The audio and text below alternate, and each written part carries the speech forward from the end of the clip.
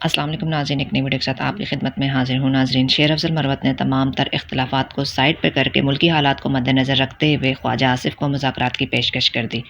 جس پر خواجہ آصف نے کہا کہ شیر افضل مروت کی طرف سے یہ ہمارے لیے ایک ٹھنڈی ہوا کا جھونکا ہے، اسپیکر بھی ہنس دیے۔ چلیے ناظرین، ویڈیو کی طرف چلتے ہیں۔ ویڈیو پر جانے سے پہلے آپ سے ریکویسٹ ہے کہ میرے چینل کو لائک اینڈ سبسکرائب کر لیجیے۔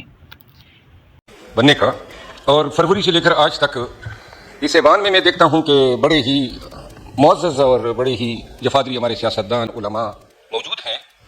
جنہوں نے اپنی زندگی کا بیشتر حصہ اسی ایوان کے ممبر کے طور پہ گزارا۔ یہاں ہمارے اسپیکر صاحب ایاز صادق صاحب مولانا صاحب تشریف فرما ہیں، اور میرا آج بات کرنے کا مقصد یہ ہے کہ رانا ثناء اللہ صاحب آئے ہوئے ہیں، تو میں گزارش یہ کروں گا کہ یہ 8 ماہ میں اس ایوان میں آپ نے بھی دیکھا، ہم سب نے دیکھا، ماحول اس طرح بنا ہوتا ہے جیسے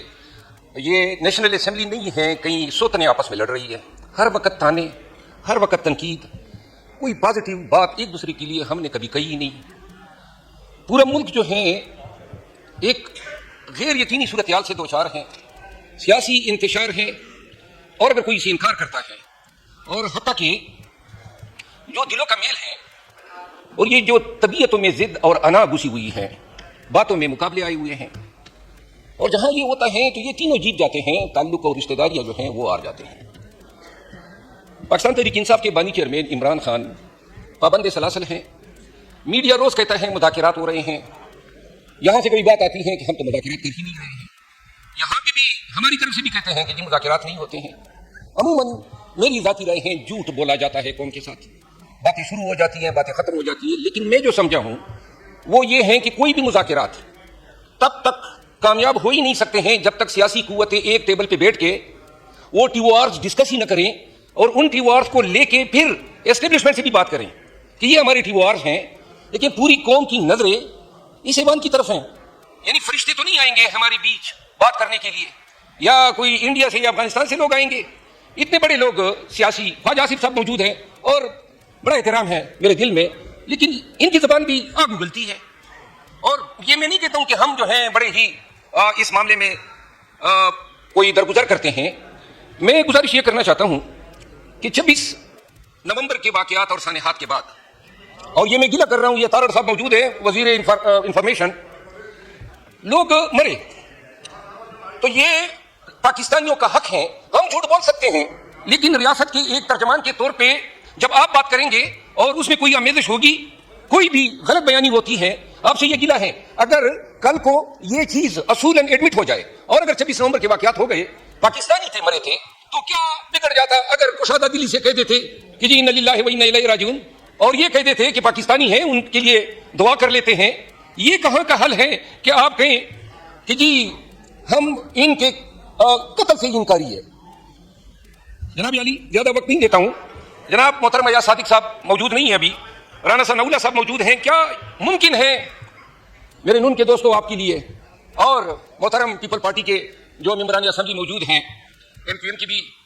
کیا یہ ممکن نہیں ہے کہ ہم اس ایوان کی کوئی کمیٹی بنا دیں، بیٹھ جائیں، کیا غلطیاں ہیں، کیا ہمارے ٹیوارز ہونے چاہیے، کیا ہماری فکر ہونی چاہیے، اور کیا یہ ہمارا فرض نہیں ہے کہ اس ملک کو اس غیر یقینی صورتحال سے نکالے؟ اگر آج یہ فرض ہم انجام نہیں دیتے ہیں، آج ہم جو ہے آنکھیں چھپا لیتے ہیں، یہ اسی طرح گزر جائے گا، ایک سال اور گزرے گا، یہ گالم گلوچ، یہ تانے زنی میں، یہ ایک دوسرے کو برا بھلا کہنے میں۔ لیکن یہ چیز ہم عوام کی عدالت میں،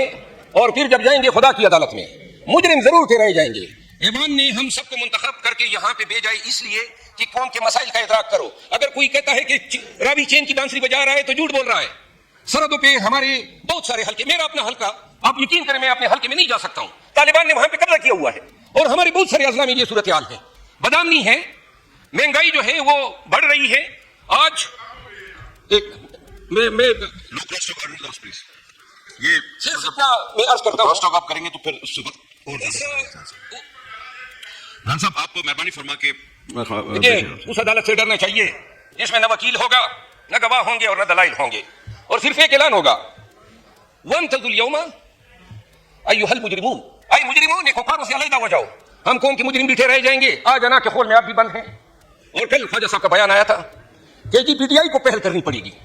اگر ملک کی فلاح میں، پاکستان میں یہ جو آگ لگی ہوئی ہے اس پہ پانی ڈالنے کے لیے اگر اپنا انا کے خول سے کوئی نکل سکتے ہیں، تو جناب اسپیکر میں رانا ثناءاللہ صاحب سے ریکویسٹ کرتا ہوں کہ کیا یہ حکومت کا آفیشیل موقف بتانا پسند کریں گے کہ کیا وہ یہ چاہتے ہیں کہ اس ایوان کے ذریعے سے ہمارے یعنی پاکستان تحریک انصاف ہمارے خان نے ایک کمیٹی بنائی ہوئی ہے مذاکرات کے لیے، اور کیا بتانا پسند کریں گے کیا آپ چاہتے ہیں کہ یہ جو مسئلے ہیں پیپل پارٹی سے مل کے، MPM سے مل کے اور تمام سٹیک ہولڈر JUI سے مل کے ایک کمیٹی بنا دیں اور وہ کمیٹی بیٹھ جائیں، اور اگر وہ یہ سمجھتے ہیں کہ یہ TORs ہیں تو اسٹیبلشمنٹ سے بھی بات کریں، یہ کری بات ہے، اور اس کے بعد جو ہے ملک کے لیے ان مسائل سے کوئی حل نکال کے